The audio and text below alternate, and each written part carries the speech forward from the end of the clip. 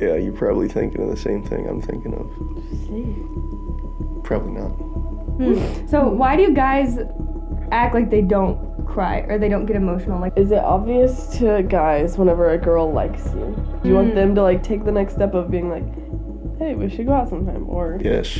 I think that'd be good. Why does it always have to be the guy?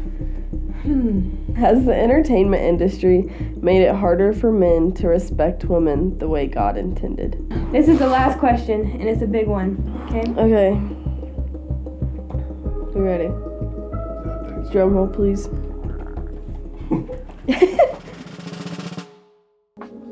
Hey godly girls and guys, this podcast is for God, from us, and to you. You're listening to XOXO Godly Girls. We're just two best friends who like to talk and love Jesus. Tune in every Friday for new episodes wherever you stream podcasts. We're excited to grow with you in this faith journey. Are you ready? Welcome back to the podcast. My name's Abby. My name is Tori. And we have a very special guest with us. He is now, I guess, considered my husband. We share the same last name. Considered? It's considered. Considered legally. Legally, we kissed at the front of an aisle and said, I do. And Luke said, I now pronounce you husband and wife. So, today we have a special guest on, Colton Motzinger. And, you want to say hi? Hi, everybody. How do you feel about today? Are you nervous coming into this? I don't even really understand. I don't know what's going on. Don't know what to expect. I don't know what's going to happen. So here's a little bit of what we're doing. Me and Abby put a question on our story. What is something as a girl you've always wanted to ask a guy? Mm-hmm. And so we have a list of questions that you guys have asked, that ChatGPT has asked, and that we have also wondered. And today Colton is speaking on behalf of the male population. The entire male race. Male race. No pressure. Some of these are kind of funny. Some of them are a little deeper. And some, of course, have to do with God and religion, because that is the whole reason that we do this podcast. If this is the first time ever listening, then welcome. This is a little different than what we usually do, but we're excited for it. And Colton has no clue what we're going to ask. So, no clue. All right. Do you have any words before we begin? No. The coffee's good, though. The man of the most words has no words. I know, I almost said man of few words, and then I remembered who it was. We'll get there. I just don't know what to expect, but I'm excited. He's a little nervous. I think so. Are you nervous this morning? I'm so nervy. So nervy. So nervy. You want to ask the first one? Yeah. This one will get you thinking for some more deeper ones. Okay. Do you ever cry? Yes. So why do guys act like they don't cry or they don't get emotional? Like, what is it about that like they don't like to show their emotions? Well, I think for a lot of guys, at least like how I was raised, like, you know, the males, you know, in the family are supposed to be the strongholds. You know, the guys that, you know, if they cry or show emotion, then it looks like they don't have everything put together. So I think for a lot of guys, at least, if they feel emotion, they try to shove it down, which is the complete wrong thing to do. Because eventually, it's going to overflow, and it's going to explode, whether that's in anger, whether that's in sadness, whether that's in, you know, could end up, you know, even going into some sort of like depression, because all you do when you're compressing that, it's kind of like a tea kettle building and building until it boils over. So I think for a lot of guys, at least, it's how they're raised. So, you know, as I got older, you know, my dad and I got closer, and then, you know, more emotion started showing and stuff, and we talked about it and all that. But I think for a lot of them, it's kind of the same thing, you know. You're not supposed to show emotion as a man, because a man's supposed to be macho strong, you know what I mean? So if you cry, you can't be macho and strong, is what a lot of guys think. I feel like that's hard, because... Go ahead. Do you ever, like, you are supposed to be, like, the macho strong guy. Yeah. In secret, do you cry, like, alone by yourself? Or, like, I know now you, like, show your emotions. You're a very emotional guy now, but... which doesn't make you weaker. It's just, that's who you are. But...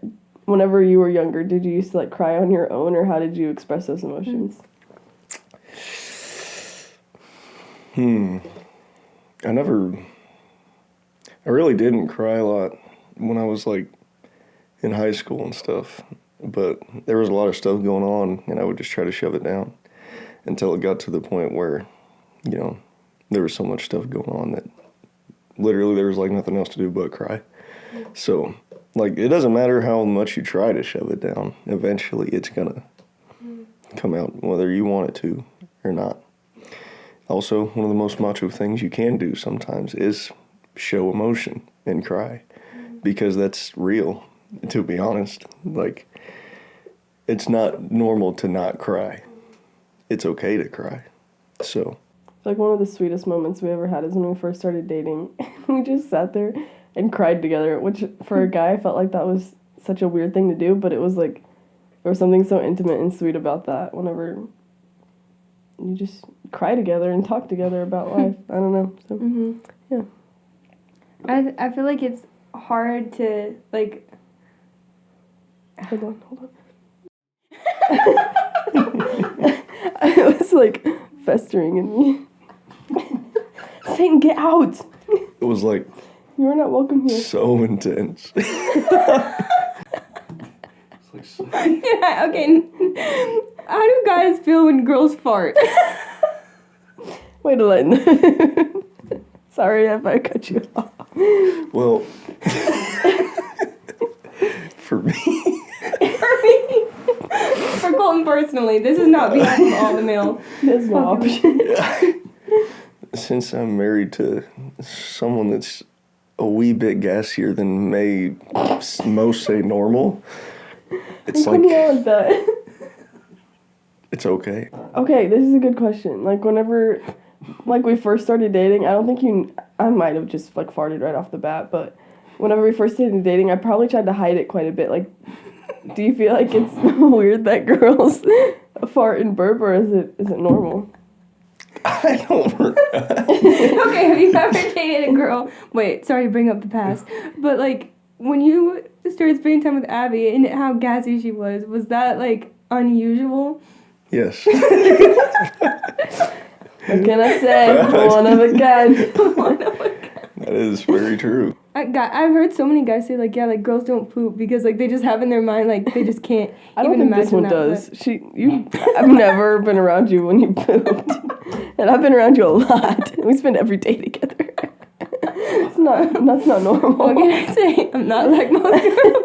One of a kind. One of a kind. Anything else on either of those topics? Did we cut you off? I think we hit them both pretty good. Good. No, that was a good start. Question. Oh, this is something I've wondered too. Well, the question on here says, do guys talk about their feelings or crushes? But okay, yeah, you can just answer that. Do guys talk about their feelings or crushes? Like to their guy friends. When girls aren't around, how do you talk about girls to other guys? Bro, I met this girl, and she's like so hot, like it's crazy. And then your bro's like, that's awesome, bro. And then you're like, also she's like super nice. She's like, what, for real, bro? And then I'm like, Hot and nice. yeah, that's just, and then That's like a package. that is, yeah. This is how Colton talked about you the first time. Is that what you said? And then I did actually, whenever Gage said at our wedding that I felt like you were the one, and I thought I was going to marry you like a month after meeting you. Or like, I don't even know. I really did say that. And I was like, I think she might be the one. He's like, bro, this is the first time you've talked about her. I'm like, I don't know, man. I just feel it. I don't know, man. So what do you guys usually talk about then? I don't know. Probably hunting or fishing or... On behalf of the whole male population. Yeah. Hunting? I think this is the country boy. Yeah, this is Missouri. Welcome. No, anymore, though, actually, like every conversation I have with, like, Gage or, like, any of my buddies or something, Jesus gets brought up now. Before, it was just, like, only hunting and fishing, but now it's Jesus hunting and fishing. That's good. That's Yeah. good. Yeah. That's how you can tell the difference between a ordinary guy and a godly guy. Hunting, fishing, or hunting, fishing? Jesus hunting, fishing. Oh, the order. That matters. Right. Jesus first. Of course, of course. Well, now my wife is thrown in there somewhere. There you go. Thank you. I looked at him like this and he was like, oh, my wife. This is a good one. Okay, this is, you might have to think about this one. But what is something that you wish that girls understood better about guys? One thing. At least me personally, there's not a whole lot of things that I'm like, man, I just wish Abby understood that about me. Obviously, yeah, you're probably thinking of the same thing I'm thinking of. See. Probably not. Jiu-jitsu. Is that it?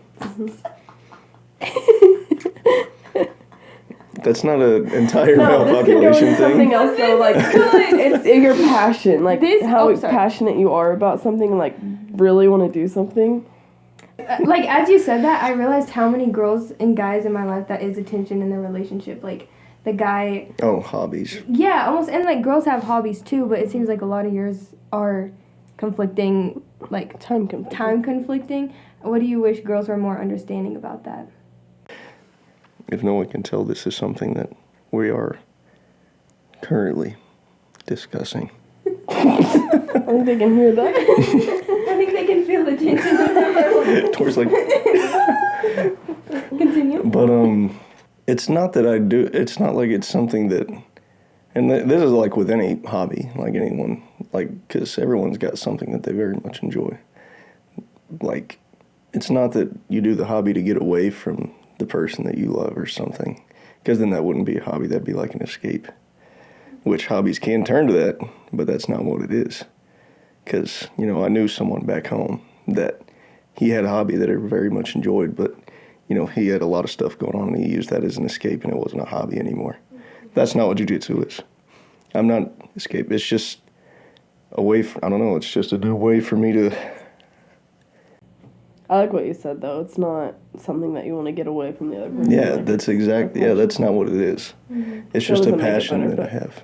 But that's what you wish they Yeah. understood. Like, Yeah. I'm not trying to get away from you. Mm-hmm. And I think it's important in relationships for each person to have hobbies. Because, like, Abby has hobbies, too. The schedule just isn't in a conflicting time. Mm-hmm. If both people aren't individually, like, pursuing things that they're passionate about, then you're losing yourself in the relationship. Like, you have to stick to the things that you love.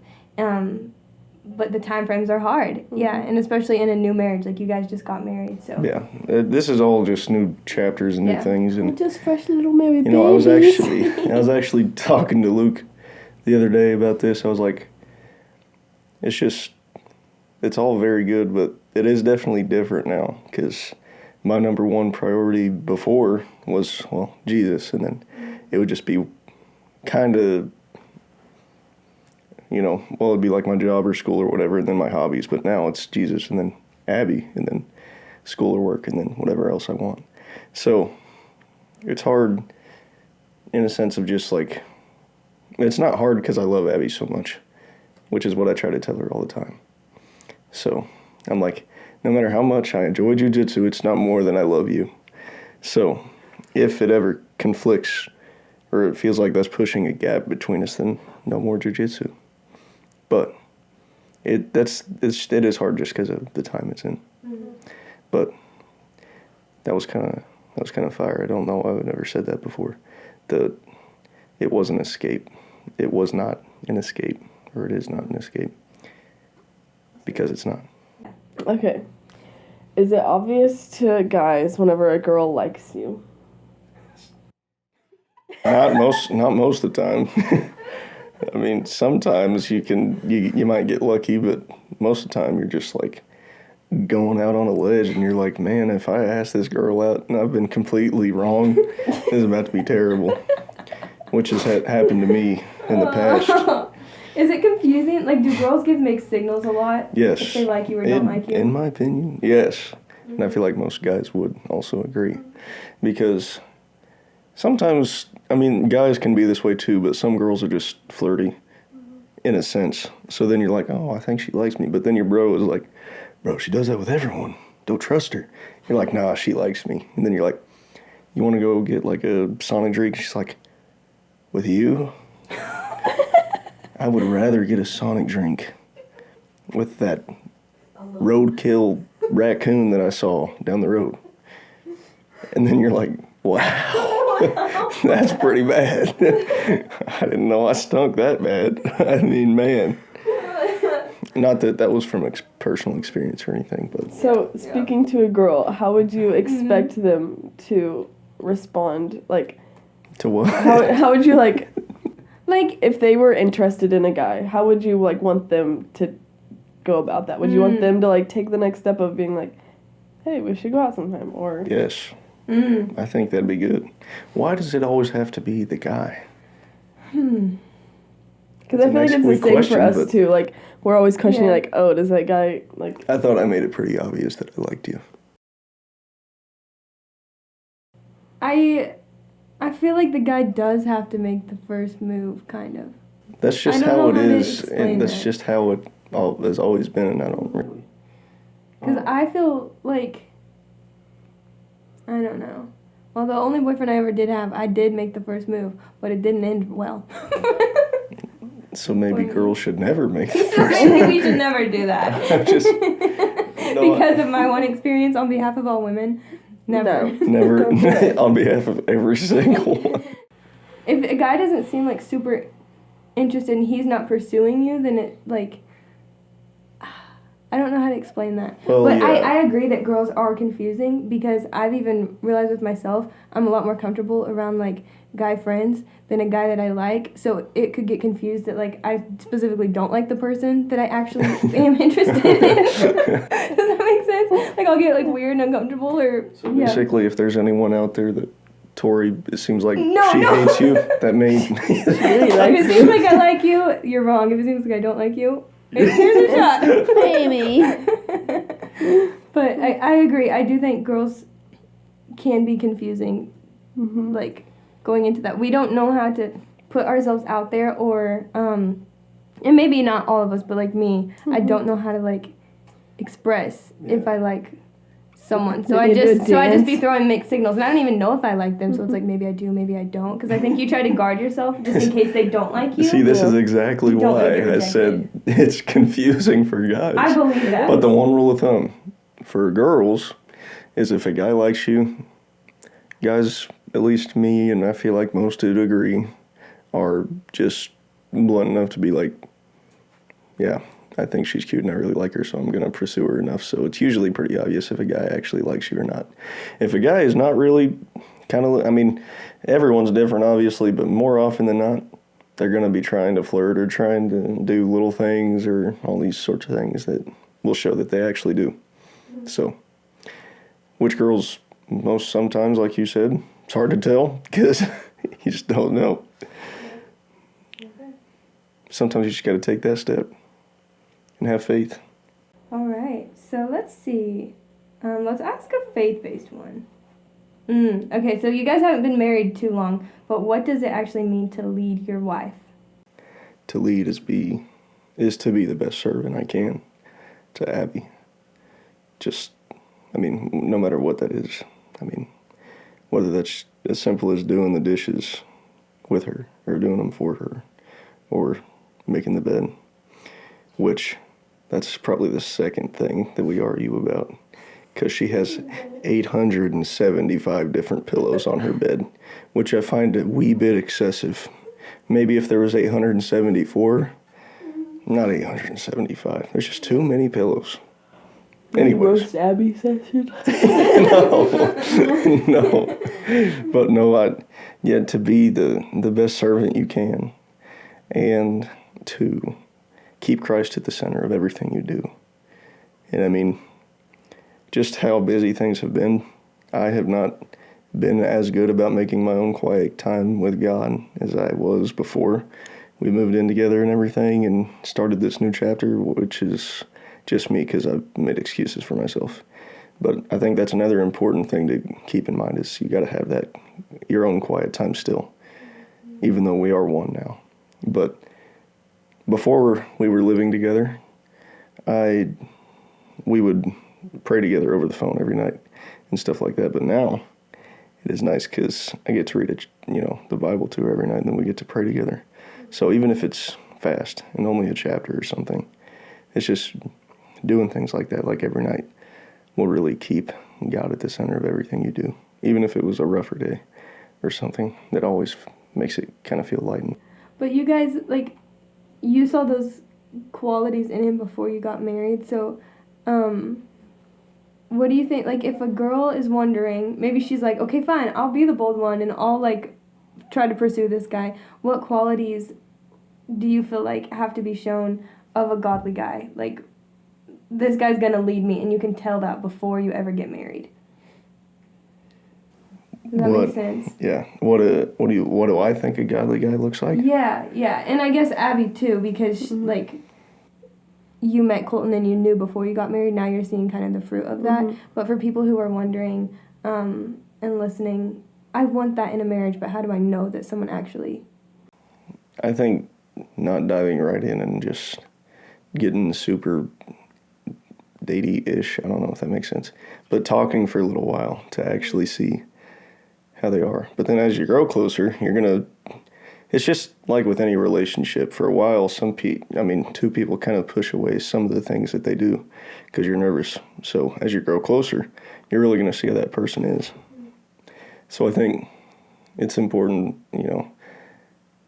how you know if it's a godly guy or a godly girl or not is to view like the fruits of their labor, like the Bible talks about. Look at what they do in life. If it's at work or school, who do they hang out with? What do they talk about?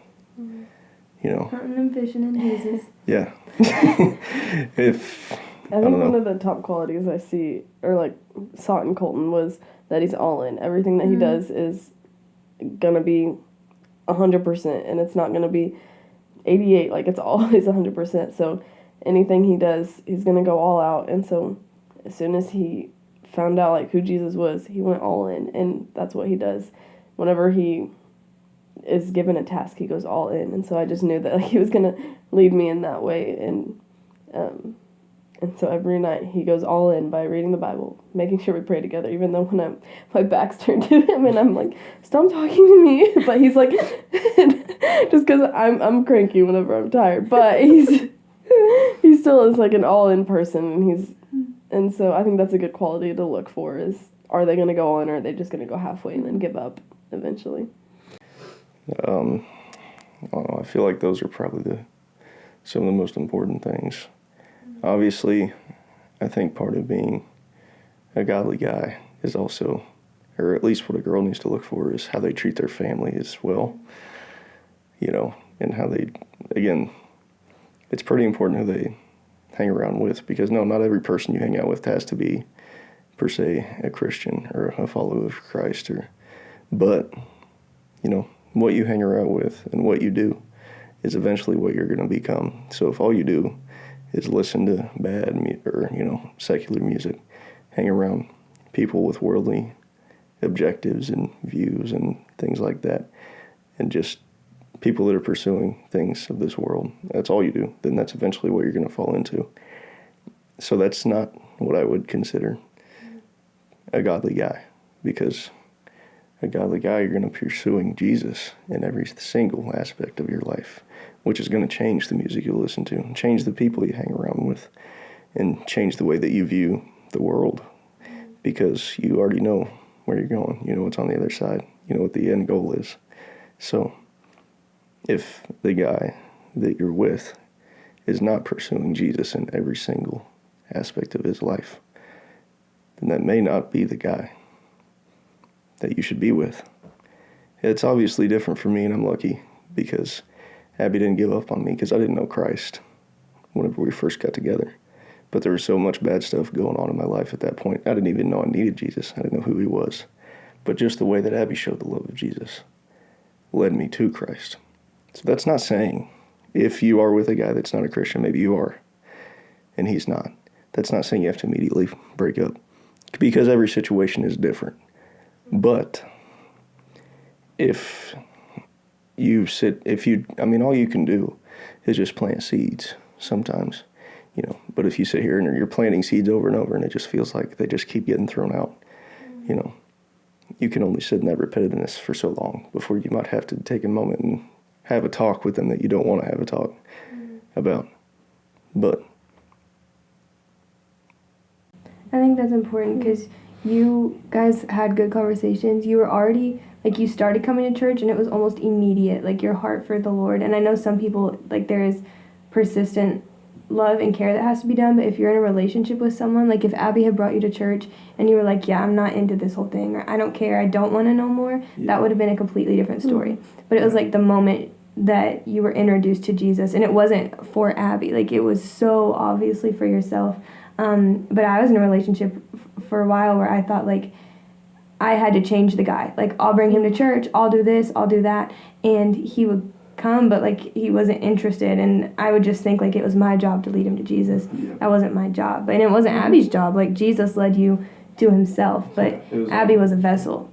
So I would say you do kind of gauge that with like how persistent are you having to be, because it's not our job to lead you to Jesus, you know? Yeah, like if the conversations you're having, and like it can be something like whenever you go to church, you can kind of tell, you know, and obviously it is different for every single person, but if it's something that turns from weeks to months to year, maybe years, then it might be time, because the only foundation that keeps relationships truly together the best way they can is having that foundation of Jesus. It's what it comes down to is what's in their heart. You know, if they don't have that relationship with Jesus, but you can tell their heart's open enough, then more often than not, they're going to be open to go to church and hear, which is kind of how I was. You know, I didn't know, but I was like, Abbi's pretty cute, so. Plus, cute. I don't know, she's, nice. Yeah, exactly. So I went in and I didn't even know it was Jesus that I was looking for, but that's what I found. And my life is completely different because of that. So hopefully was not confusing. That was good. That was a good way of explaining it, because me and Abbi, we always struggle with like our girls, and they'll be like, he has potential, or he's like a good guy though, and we're like, you don't date for potential, like you date for purpose, you date for marriage. But it's so hard because we've also seen like your story where you didn't know Jesus yet, and like I was even kind of like, Abbi, you gotta get out of there, and that wasn't the case, and we've always struggled to like explain that to them, how that worked for you guys, but for them not to pursue that. But it's the heart behind the person that they're pursuing. You have to look at the heart. Yes. Yeah. You know, people talk about like heart checks and stuff all the time. Like people? Us. Exactly. But like, it's so true, because like, if the guy you're with, you know, he can say a lot of things around other people that he might, you know, there is guys out there that unfortunately are manipulative, and yeah, I mean, girls can be that way too, but more often than not, in relationships, at least that you hear about a lot, are the guy just saying what the girl wants to hear to make her feel better, just so he gets what he wants. So if you are a Christian, and, you know, he'll be like, oh yeah, I love God, I'm with you. But then when you're at home or when you're hanging out, it's completely the opposite. That's hard. But that would be a time where I feel like you need to have that conversation. Go to someone that, you know, if you don't know how to have that conversation, you gotta find someone that can help you, you know, at least figure out how to start that. Because that's just going to cause pain and suffering and sadness and feeling lonely and all these other things that, you know, worldly things lead to. I think there's always characteristics that we can look for in a previous relationship. There was plenty of things that stood out that my heart wasn't guarded, and I wasn't having a heart check on myself, and so I looked right past them, and it led to rabbit hole things. But whenever you look at the other person's heart and their characteristics, their persistency in the things they do, then you're going to see a lot about them before you pursue that relationship. Yeah, that's true. I think also, like, if you're looking to be in a godly relationship, having yourself around other godly people and listening to what they say about this person. Not that the people that you're always around with know, because in the end it's going to be you're the closest one to them, so you know. And on the outside, whenever Abbi and I first were together, no, I was not living for God. This is the last question, and it's a big one, okay? Okay. You ready? Drum roll, please.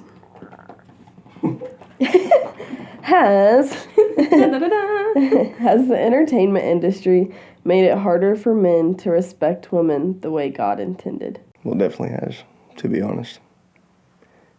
Because all you see, and that comes back to kind of what I was saying earlier, it's so important it's so important that you're careful with what you intake, with the music you listen to, with the movies you watch, the videos you watch, because we live in a secular, worldly world, but a secular world. Mm-hmm. And obviously there's a whole lot of Jesus in our world too. But if all you're taking in is music videos that show guys just calling girls the B world and that's my, all these other things, then that's what you're going to view women as. If you're sitting here and you're stuck in a lust of some sort, then that's what you're going to view girls as, not what God has created woman for. Even not just the disrespecting words of guys' music videos, but girls' music videos now where we're all half naked and we're the ones promoting ourselves like that. I feel like that's pretty sad too. Yeah, it sends such a hard message to guys of we wanted to be seen that way. Yeah, yeah, it does. And it makes, whenever girls see that, girls see these famous people dressed in certain ways, it's even hard for, even my own sister, she's at an age, she's just at 13 years old. So she's getting to that point where, I see all these other people wearing it, but it's not just her. It's, I subbed last year at the junior high a lot, and it is so, it's honestly crazy, some of the things that these parents let these young girls wear, or even the guys. And it's sad because I'm like, man, if they knew what the Bible said about, being a godly woman or a godly guy, or if they had that relationship of Jesus, they would know to respect themselves in a godly manner. It's supposed to be a gift for the person that you're going to be with forever one day, not something that you use to attract as many guys or girls as you can. That is not the goal. Shouldn't be the goal. But that's what the entertainment industry is preaching. Get as many girls and guys as you can, as fast as you can, and the best way to do that is to flaunt whatever you have. And it's terrible because that is just temporary. It's all temporary. So I would say that it definitely is. So that's why it's important to, in your relationships, look at their hearts. Mm-hmm. So. Has that affected you personally at all? Yeah, it did for a long time. I mean, I was stuck in, lust and stuck in porn. I don't know if... You can talk about it, yeah. But that, unfortunately, is something that is so easy to access anymore that it's become a regular thing for people. And it's bad and it's sad. And that's why I'm so open to talk about it, because it takes a hold of you and it really changes your views on how you view people. It does, because it gets in your mind. And if you're sitting there watching that every night, or even if it's not that for you, maybe it's the music you listen. Music is a big one for me too, because all I used to listen to was stuff that talked about that, stuff that talked about sex, stuff that talked about doing these other things. And all the movies and shows I used to watch had a lot of that in it. I mean, if you sit there and that's all you take in, I mean, I used to talk about this all the time in the small groups. What you view, what you listen to, it's going to follow you. It's like a revolving door, because what you're following, it's not going to leave you if you're sitting there. That's all you're taking in. And it's hard to break away from it if that's what the world is saying is okay, which it more often than not is. So for me, that was hard, because I got to a season where I was just like, man, that's all I viewed. It's not literally all I viewed, but oftentimes that's just, in a relationship, that's how you would view them. I would just view a girl as a temporary thing, temporary satisfaction. And that was terrible. terrible. And I didn't know it then. But after something would happen, I would just feel so lost, alone. So then I would have to pursue it again and again and again until I realized that there was something more. And I was trying to fill a godly hole with worldly things. And you can't fill a godly hole in your heart with a worldly thing because it just flows right through. But whenever you find Jesus, he fills that. He fills that. So. When you said something that you wish girls understood about guys, that's a big one that I think, and not that girls don't struggle with lust, but the cycle of like temptation that you guys go through and the distortion of women in your mind, because then we just feel like, why aren't we being respected, or like, are we just seen as objects, and we don't realize there's a whole industry that is making you guys try to view us like objects. So like it's hard for us to understand that, but it's hard for you to break that once you've been drawn into it. Yeah. And it's hard. It is hard to break it. And it's just from being there and being in that for so many years and seeing on the other side now, like it really hurts my heart because of how the hold it has on you and how easy and literally, and this is another thing too, it does not even matter if you're actually looking for that because of social media. It literally just is there. It really is. And it was to the point for me how I was so stuck in it that I actually got rid of everything on my phone. And I gave it to Abbi because, I was like, there'd be excuses where I would see something, but I'm like, oh, but I can't get rid of that because then how am I supposed to make a post or something? But that's just, if you break free of that and then slowly these things are pulling you back in, if just those excuses I was making are just, that was just Satan just trying to get in and pull me back in. So I was like, had to get rid of all that. You don't even have to be looking, and that's the worst thing about it too, is you really don't have to be searching for it externally because of how normalized that has become. I have one more question that was not on here at all. I know I'll have to cut some of this shorter, but that does make me think, like, when girls are posting like swimsuit pictures and stuff like that, is that, like, as a guy who's struggling with lust and like trying to get away from that, what does that do? Like, because I know that we don't, a lot of times don't have that intention. It's like, oh, we're just at the beach and it's like just us girls hanging out, but then we don't know like who that could be hurting on the other side of the screen. From someone that used to be so stuck in it, it does, because unfortunately, and of course, girls don't do it on purpose.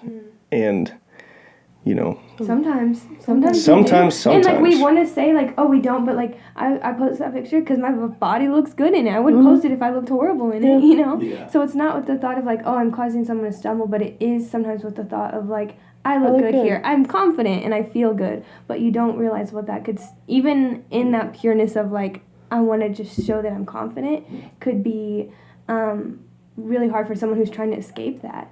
Yeah. See, it can.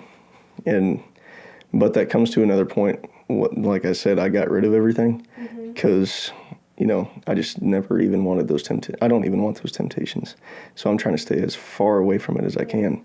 So there is people, I mean, like you said, girls or guys that post shirtless pics. I mean, it could be the same for a girl that sees that. They're like, oh, there it is. And then they fall back into it. It comes down to what you want in your heart. If you want to be a godly guy or a godly girl, then you have to, I mean, Jesus says, if your hand causes you to sin, cut it off. That's not saying I needed to cut my hand off, but I did get rid of everything because things would literally just pop up, not people, things that literally just scrolling. Things are just bang. I don't even know. Sometimes it was literally like actual just nudity. And I'm like, I don't even know how that's there. But it got to a point where you just might have to actually get rid of it. I know that sounds so scary, but you might have to delete TikTok. You might have to delete Facebook and Instagram, Snapchat, whatever it is. But yeah, no, I mean, it does And it's so sad, and that's why I'm so open to talk about that. It's because you get caught and you sit there and watch these things every week, and then you see something like that posted, even if it was a pure heart where it came from. That's just what you're going to view them as. Not that you want to, but it just is, because that's just what's in your mind. I don't know. I watched like a Christian Scientist guy, and it really does change your brain, your like chemical waves, your hormones or something. That's probably completely wrong, but it really does. There is something in your mind that it changes when you sit there and watch that, and that is why you have those temptations, because there's so many things, and that's what's crazy too. But when you find Jesus, there is freedom in that. But you have to take the steps to stay away from it sometimes. Sometimes it's a miraculous bang, healed. Sometimes it's a bit of a process.